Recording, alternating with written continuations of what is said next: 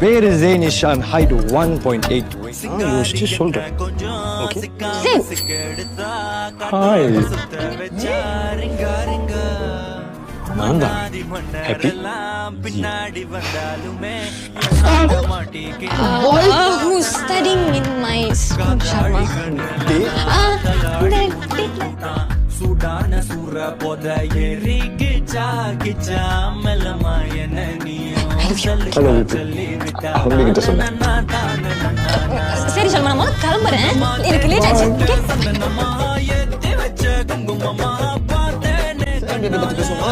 பேபியா ஏன் வைஷ்ணவி என்ன பிடிக்கல? தேங்க்யூ.